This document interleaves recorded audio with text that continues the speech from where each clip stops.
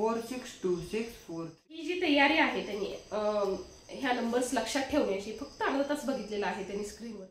नमस्ते, तुम्हा सर्वांचं खूप खूप स्वागत आहे माझ्या यूट्यूब चॅनलमध्ये। आणि तुम्ही थंबनेल तर बघितलाच असेल, त्याच्यावरून तुमच्या लक्षात आलंच असेल की हा व्हिडिओ कशा संदर्भात आहे।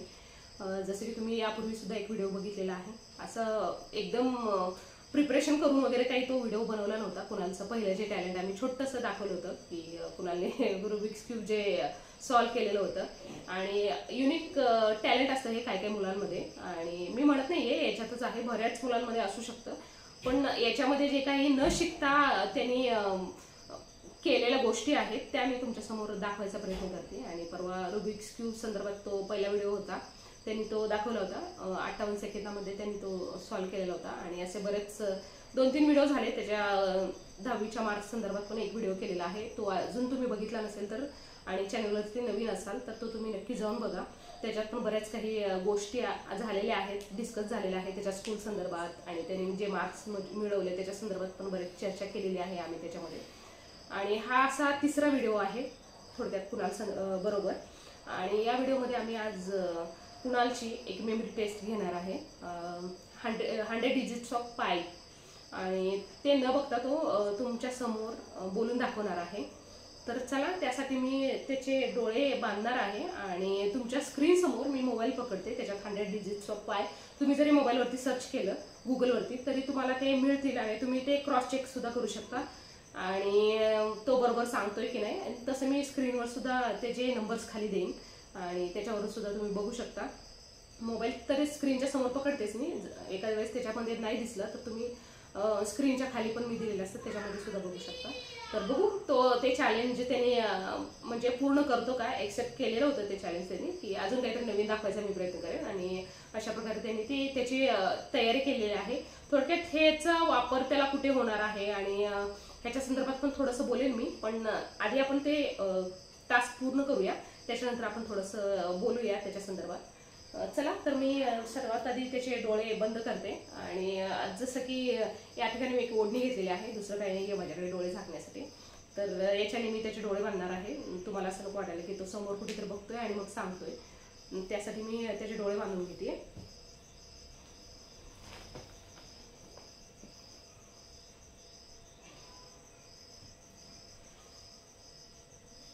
जाड अशी ओढणी बांधलेली आहे।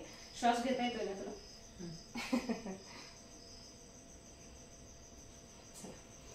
तर या ठिकाणी मी सर्च करते। चला, अशा प्रकारे ते नंबर्स आहेत। मी इथं तुम्हाला दाखवायचा प्रयत्न करते, झूम आउट करते थोडंसं म्हणजे क्लिअर दिसतील। तसे मी स्क्रीनवरती पण देणार आहे, तुम्हाला कुणाल दिसतोय का? हां, थोडासा मोबाईल मी असं खाली पकडते, कुणाल नाही या साईडने, हां इथे कुणाल दिसतोय अशा।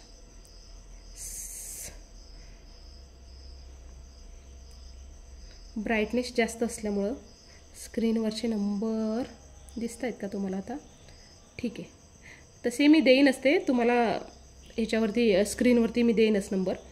तर चला, या ठिकाणी मी दाखवून सुद्धा तुम्हाला दिसत नाहीये ते मोबाईलच्या स्क्रीनमध्ये, तर मी या ठिकाणी हां मी स्क्रीनवरती एडिट करेन ते नंबर। तर बघू आपण। कुणाल तयार आहेस? चल बोल। 3.1415926535 8979 3238 462643 38327950 2884 1971 693993 7510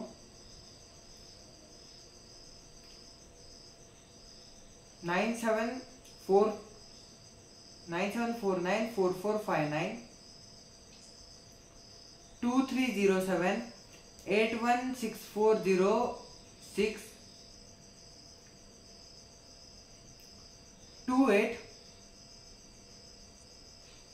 62 08 9986 2803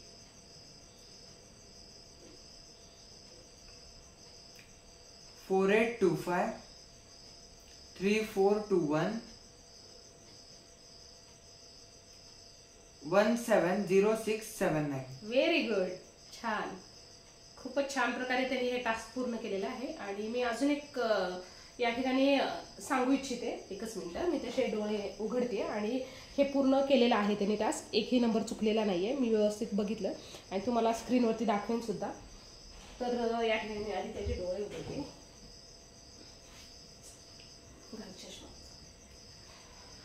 तर असं आहे की ही जी तयारी आहे त्यांनी ह्या नंबर्स लक्षात ठेवण्याची फक्त अर्धा तास बघितलेला आहे त्यांनी स्क्रीनवरती.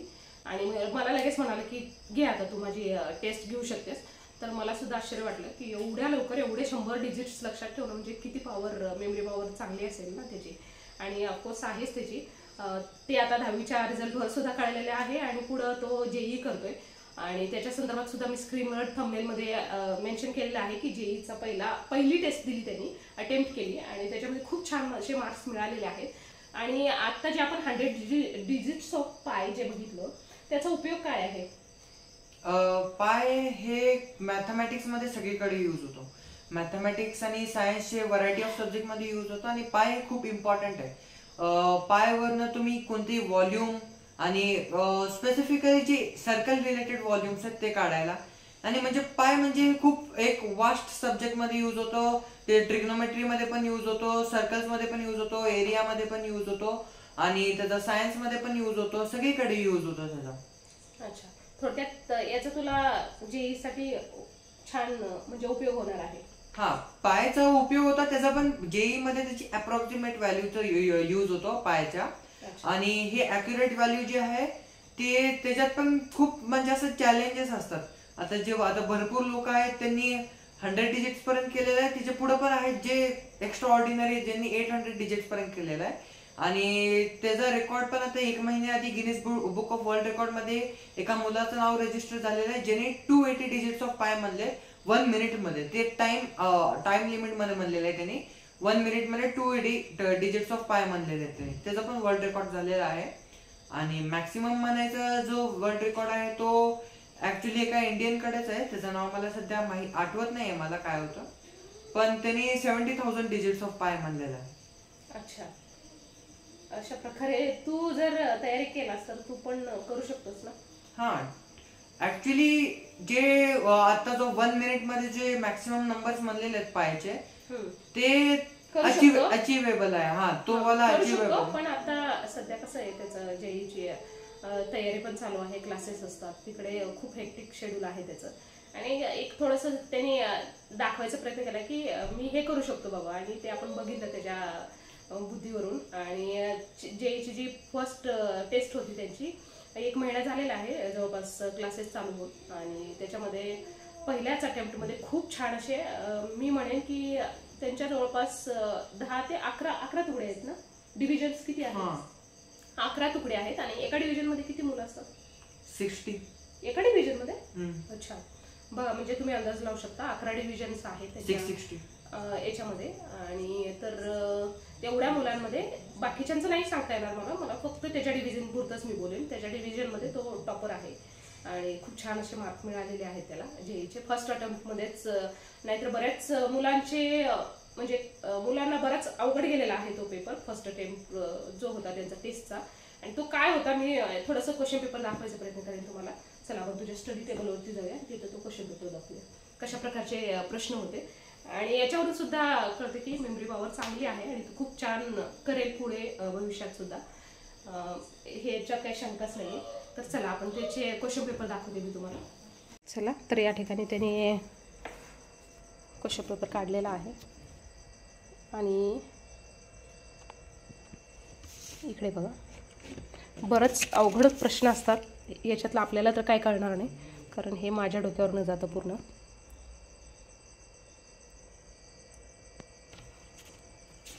खूप छान सॉल्व केलेलं आहे त्यांनी. आणि घरी आलेल्याच पहिल्यांदा चेक केलं त्यांनी की माझे किती प्रश्न चुकलेले आहेत आणि किती प्रश्न बरोबर आहेत.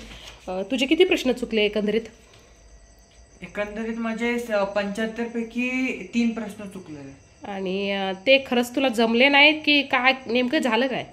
एक क्वेश्चन जो होता त्याच्यात माझी अप्रोच चुकलेली, तो मला ऍक्च्युअल मध्ये जमला होता, एकच क्वेश्चन. आणि बाकीचे जे 2 होते त्याच्यात मी कॅल्क्युलेशन मिस्टेक केले, सिली मिस्टेक केले त्याच्यात. अच्छा, 10वीला पण सिली मिस्टेकमुळेच तुझे 96 झाले, नाहीतर अजून छान झाले असते.